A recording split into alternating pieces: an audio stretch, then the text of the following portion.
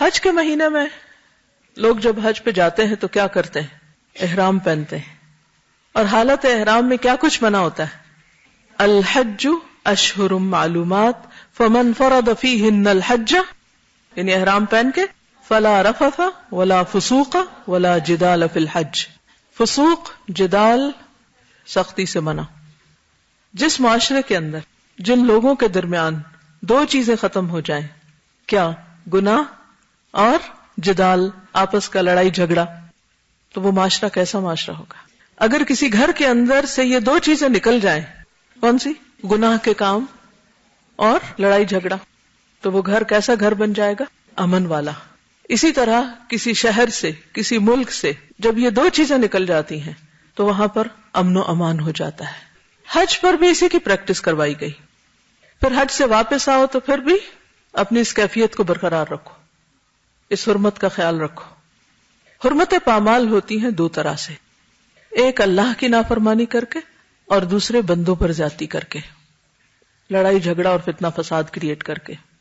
بہت حیرت ہوتی ہے جب لوگ خوشی خوشی حج پہ جاتے ہیں اور لاکھوں کے مجمع میں بڑے امن و امان کے ساتھ سارے کام کر رہے ہوتے ہیں، جب واپس آتے ہیں تو کوئی حج کا سفر نامہ لکھتا ہے، کوئی اس کی روداد بڑے خوبصورت انداز سے سناتا ہے، بڑے والہانہ انداز سے، کئی دن تک مجلسیں جمتی رہتی ہیں، رشتہ دار دوست احباب آتے ہیں، مبارکیں دیتے ہیں، کھانوں کی دعوتیں ہوتی ہیں، اور حاجیوں کے گرد ایک ہجوم ہوتا ہے لوگوں کا حج کا تذکرہ سننے کے لیے، اور لوگ بھی بہت شوق کے ساتھ حرم مکی اور حرم مدنی کے قصے سناتے ہیں، ہوتا نا ایسے۔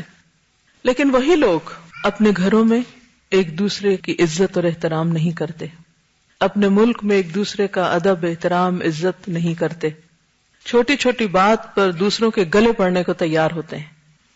حالانکہ حدیث میں آتا ہے المؤمن اکرم حرمتا من الکعبہ، مومن کی حرمت کعبہ سے زیادہ ہے۔ آپ کو وہ حدیث بھی یاد ہوگی جس میں آپ صلی اللہ علیہ وسلم نے یوم النحر پہ، یوم النحر کون سا ہوتا ہے؟ کون سا ذوالحج؟ 10 ذوالحج۔ اس دن میں خاص طور پر کیا فرمایا؟ آپ نے پوچھا ایو یوم ھذا ایو شہر ھذا، کہ لوگوں یہ کون سا دن ہے، یہ کون سا مہینہ ہے؟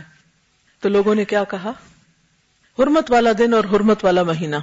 یہ کہہ کے آپ نے فرمایا کہ لوگوں اللہ کے نزدیک مومن کی حرمت، تمہارے آپس میں مال جان اور آبرو کی حرمت تمہارے اس دن سے، اس جگہ سے، اس مہینے سے بڑھ کر ہے۔ کس کی حرمت؟ مومن کی۔ جب ہم کعبہ کا ذکر کرتے ہیں تو کیا کہتے ہیں؟ کعبہ شریف، اسی طرح حرم پاک۔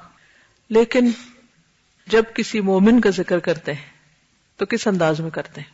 جب اس کو پکارتے ہیں، جب اس سے بات کرتے ہیں، جب اس سے معاملہ کرتے ہیں، پیٹھ پیچھے اس کا ذکر کرتے ہیں تو کس انداز میں کرتے ہیں؟ کیسے کرتے ہیں؟ عزت کے ساتھ، احترام کے ساتھ۔ اپنے جیسوں اور اپنے سے چھوٹوں کا عزت ادب احترام تو دور کی بات، ہم تو اپنے بڑوں کا بھی احترام کرنا نہیں جانتے، یا پھر اگر کرتے ہیں تو غلو کے حد پہ پہنچ جاتے ہیں، یعنی غلو کرتے ہیں، اور غلو منع ہے۔ غلو کس کو کہتے ہیں؟ حد سے بڑھ جانا۔ اگر کسی سے محبت کرتے ہیں تو حد سے بڑھ جاتے ہیں، کسی سے عقیدت رکھتے ہیں تو حد سے بڑھ جاتے ہیں، کسی کا ادب احترام کرنے لگتے ہیں تو حد سے بڑھ جاتے ہیں، اس کے آگے جھکنے لگتے ہیں، اس کے پاؤں پڑنے لگتے ہیں، اس کے آگے ماتھا ٹیکنے لگتے ہیں، اس کو اس کے مقام سے بڑھا دیتے ہیں۔ اور بعض اوقات نبی صلی اللہ علیہ وسلم کو اللہ سبحانہ وتعالیٰ کا مقام یا اس سے بھی آگے بڑھا دیتے ہیں۔ یہ بھی حیرت کی بات ہے۔ شیطان انسان کو اعتدال پر نہیں رہنے دیتا، جو کرنے کا کام ہے وہ کرنے نہیں دیتا، اور جو نہیں کرنا چاہیے اس کی طرف ہمیشہ اس کو کھینچتا رہتا ہے، تاکہ انسان سیدھے رستے سے ہٹ جائے، بھٹک جائے۔